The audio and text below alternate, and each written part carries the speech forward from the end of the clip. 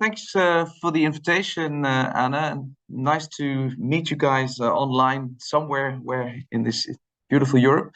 My presentation will be about the points Anna made. What I'll do is I'll look firstly short introduction and the background, then I'll let you know a little bit about the Dutch organic market.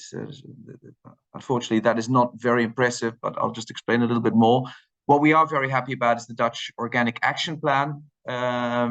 So there is a plan and there is money, but that doesn't mean that we're there yet, because it seems, at least that's what we're struggling with here in Holland, is the money that is somewhere on a shelf, getting that towards the development of the Dutch organic sector. But I'll explain a bit more about that in a minute. So just quickly who we are. Bionext is the umbrella organization for the Dutch organic food and agricultural sector. We represent the organic farmers and growers. That's under the word biohuis. But we also represent all the traders, the companies, the importers, the cheese makers, the all different types of even organic vets, etc. There's a big group of let's say organic business which falls under Bio Nederland. And then we also represent all the organic specialized stores. So in Holland we sell organic through the supermarkets, but a large percentage also goes through the organic store. So we represent them as well. And so our main aim is to ensure that the market for organic here in Holland grows, so that more farmers can switch to organic farming practices and therefore leave the world behind in a slightly better place than we're leaving it now, because we are convinced that organic agriculture is very much part of the solution when it comes to the future of agriculture and food systems.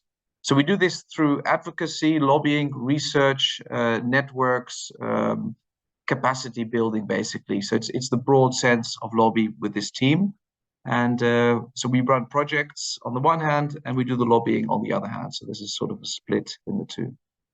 Before I'm going to go and talk about what's happening, I think it's always important to talk about and reflect on the values, the principles of organic agriculture. I've made them easier so everyone can remember: chef, care, health, ecology, and fairness. And as far as we are concerned, these principles are key to when we're talking about what kind of future do we want to have with our food and agriculture system. And whether it's regenerative or whether it's agroecology, we believe these principles are very strong to make sure that we move in the right direction. Care is all about caring for the environment, but also caring for the soil. 95% of our food comes from soil. So let's really take care of the soil and our environment. The health aspect, that we are so much more than just our own physical health, but there's mental health, there's a health of us as part of an ecosystem, a broader system. And we can never be healthy as mankind if we are living in an unhealthy environment.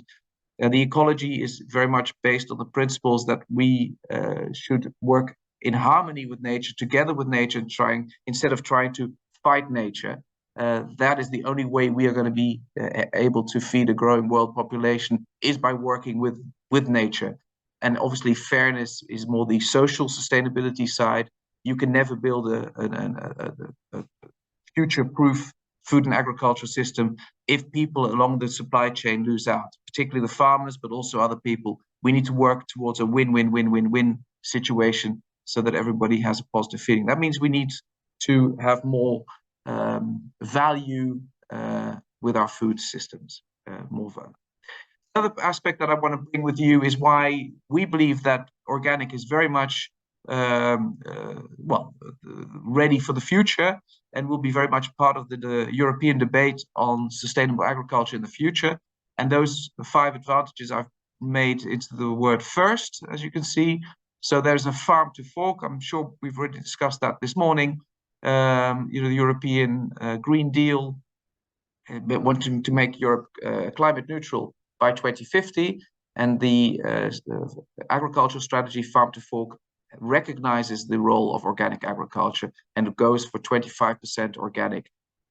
So that's a very important aspect. Then the international label, the organic label is an international logo. There's many different types of sustainability labeling here in Holland, but none of them also go across the border. Holland is a big trading country, so it's crucial that we, when we have added value to our products, that we can, earn that added value back with our neighbor countries. So that's why the international aspect is very important.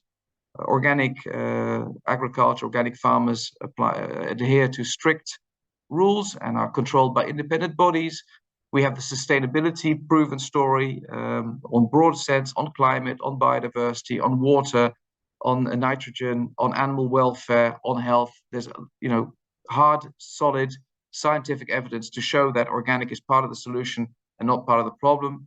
And it's a trusted brand. It's a trusted brand, which means that consumers are prepared to pay more for organic than for conventional products. And it's crucial in this transition to a more greener, social, and fairer food and agriculture system that we bring the consumer aboard. And so that's why we're happy with that aspect as well. So just to look a little bit about where we stand with regards to organic agricultural land, we are about at the same level as the average in Europe. So 3 to 4% of Europe's farmland is organic. That's about the same case in Holland.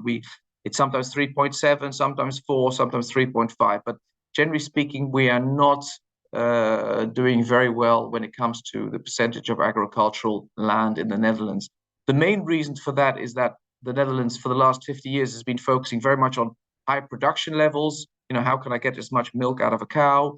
How can I make money with food, and not realizing how important food is for ourselves, but also for the environment. So it's very much the political focus in the Netherlands has been on other aspects than to protect our environment and protect our animals and our health.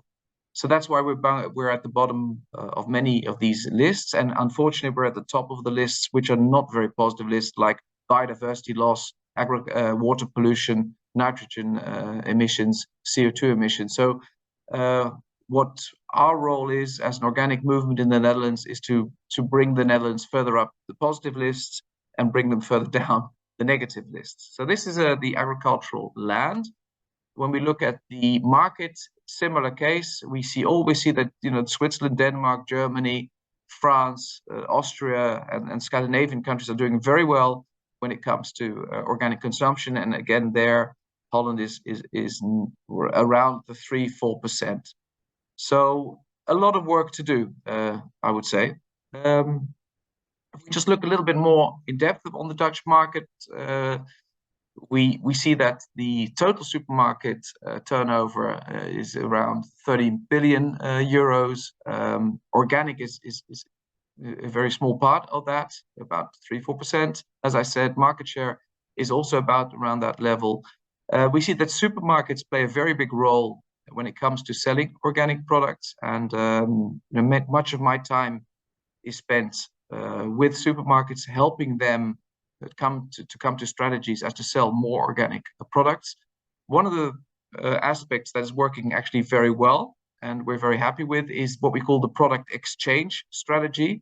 So we are seeing here in Holland that Dutch supermarkets are exchanging whole product assortments for organic. So no longer do they sell, let's say, under their private label, organic milk and conventional milk. They are just selling organic milk. Or the same with potatoes. A few weeks ago, the big supermarket announced that all the potatoes that they would be selling would be organic.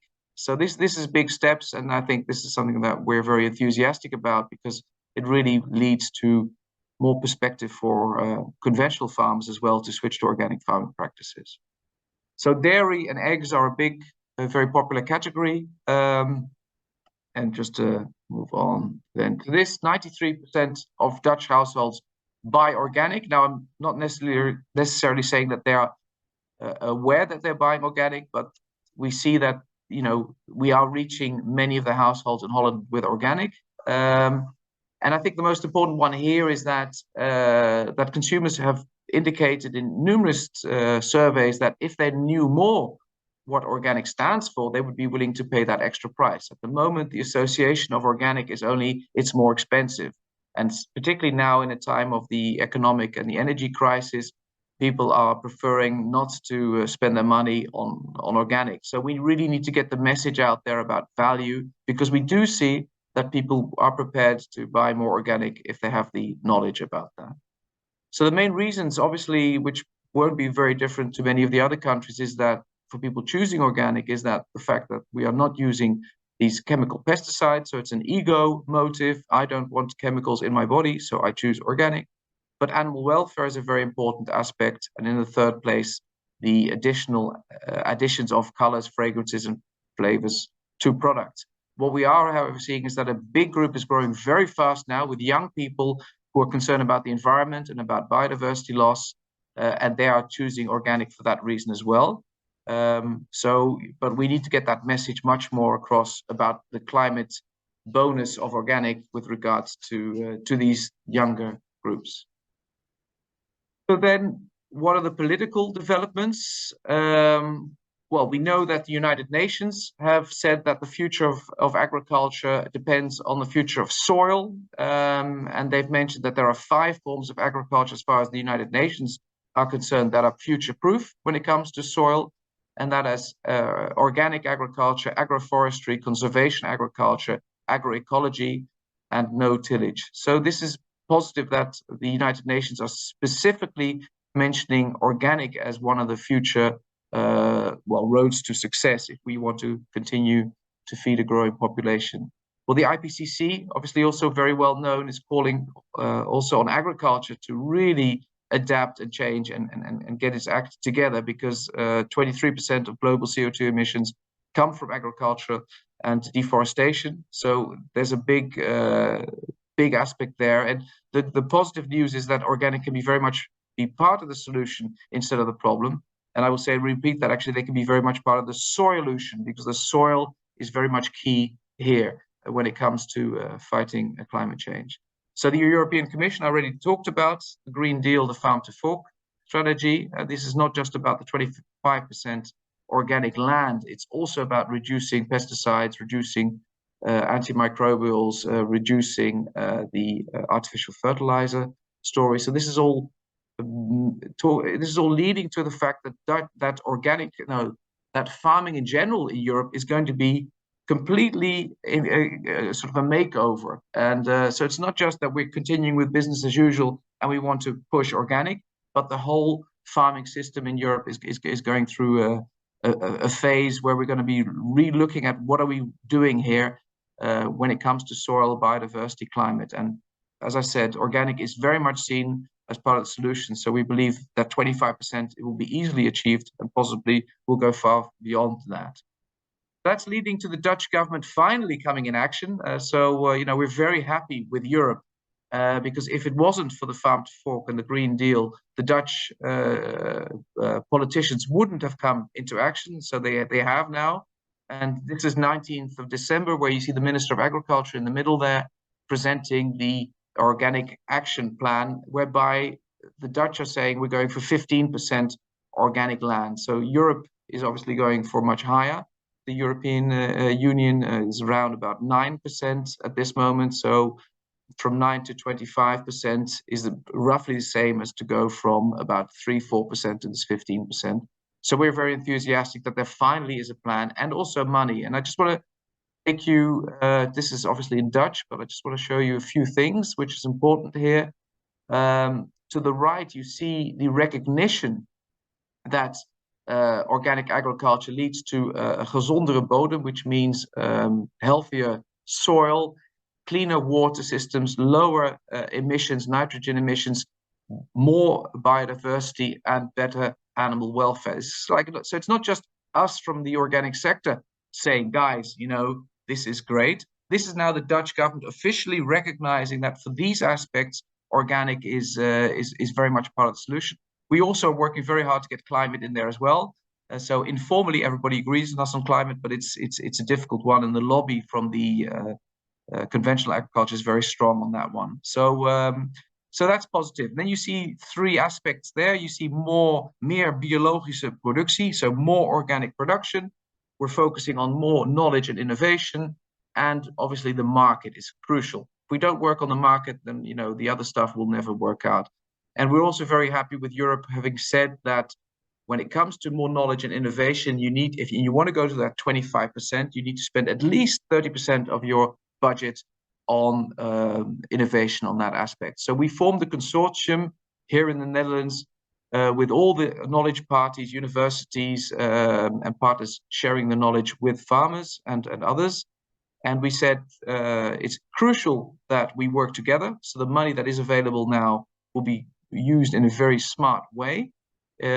It's crucial that we share that knowledge with conventional farmers, because we're not just here to make organic bigger, we're here to improve the whole food and farming system. And we can only do that by connecting closely with our friends from the conventional system. So we have said all our innovations will be shared directly, and our knowledge with conventional farming, so that everybody can move to a higher level. So just as I said, so this plan is good, and the plus points are definitely there. So it gives organic a unique position. It realizes and confirms that organic production rules are legally laid down in detailed European legislation. We are happy that the recognition that the Dutch government is giving regarding the European Green Leaf, and it's the only recognized government sustainability label there is in Holland. So this is a big thing for us. And this afternoon I have a meeting with the Dutch Ministry of Agriculture, their communications department, because I'm very disappointed by the fact that the Dutch government is not pushing enough in the communication about everything that's going on. And I would say, guys, you own this label. It's your label. It's a European label, but in Holland they are responsible for it. We want you to do far more than you're doing now. So anyway, it's the plus points are there. It gives the Dutch sector enormous boost. Responsibility is no longer on our shoulders, and a recognition that we're part of the solution. The minus points is the current financial backing. We have 2 times 13 million as a confirmation. That's not going to be enough to reach these goals. We now heard a few weeks ago that there's another further 50 million coming, but that will start in 2025, 10 million a year. That's still not going to be enough to achieve the goals. And the detailed plans as to how we are going to achieve the goals, they're not there yet. So these are just more broad ideas. So, and as I mentioned right at the beginning, the reality that I'm running into is that there is money, there is a plan, but when we write plans as to get that money, then we get a lot of negative reactions from the Dutch authorities, saying that it's all very difficult with state support, etc., etc. So there's a lot of rules that we need to adhere to, which makes it very, very difficult to get to that money, which is so urgently needed at the moment. So I'm just going to take through the 3 main chapters: more organic production, more knowledge and innovation, and more organic consumption. So when it looks at how we're going to help farmers switch to organic, if the market is there, that's a very important if, is there's like a help desk that's being set up. We're looking at in the provinces in Holland, there's 12 provinces in Holland. How can we help those provinces become more knowledgeable about organic so they can give better advice to their farmers when switching to organic? We're looking at organic regions, bioregions. The main problem in Holland is also that our land is extremely expensive. There's a lot of pressure on land. So land is very expensive. So that forces high productive conventional agriculture, because you need to immediately pay back all the heavy loans that you have. So we're looking at a revision of the Dutch land lease system. So we look at much more long-term, lower lease system. So that way it works out.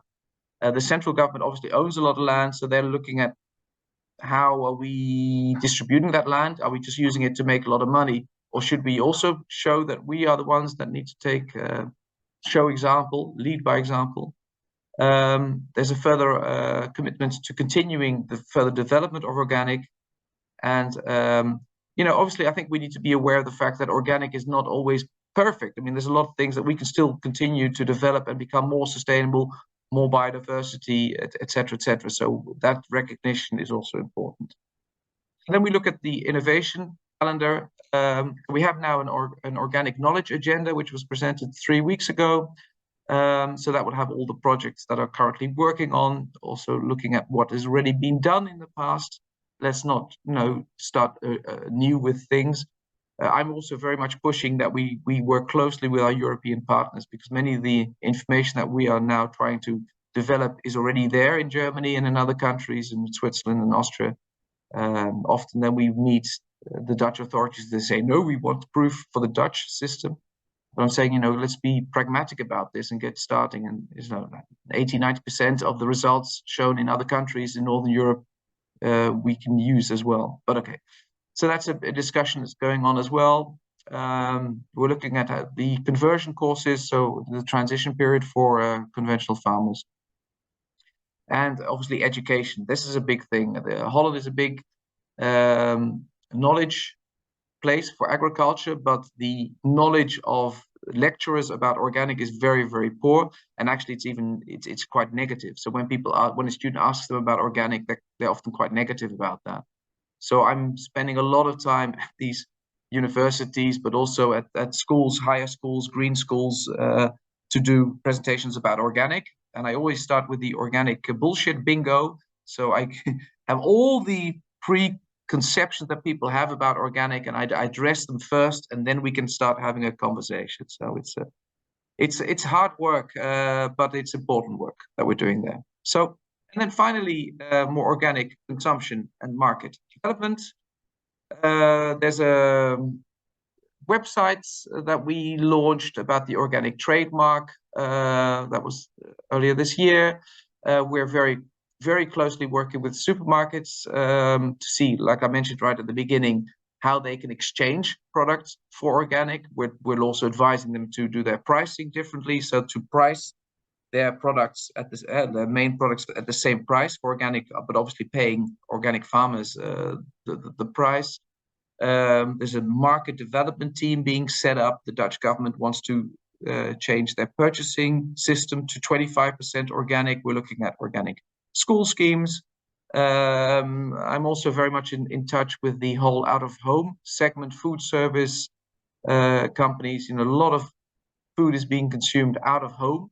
It's very fragmented, so very difficult to get hold of what can we do there. But for example, let's just say I travel a lot by train and I now and then buy a cappuccino.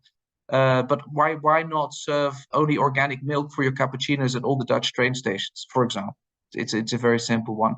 And that's, I think, another one. We often look at markets, we often look at a consumer, but as far as we are concerned, that's just a very small part of the discussion. We need to speak to the larger companies involved in the supply chain, like the supermarkets, but also, for example, the large dairy companies. Because if in Holland we have a huge dairy company called Friesland Campina, they own two varieties of cheese. One is called Kono and one is called Milner.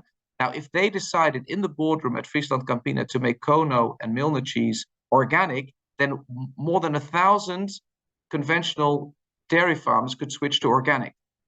And that really would make a huge difference. If you realize the nitrogen reduction that would lead to 70% less nitrogen reduction, water pollution, biodiversity, soil, it's huge. So often we think of, oh, the consumer needs to do this or that.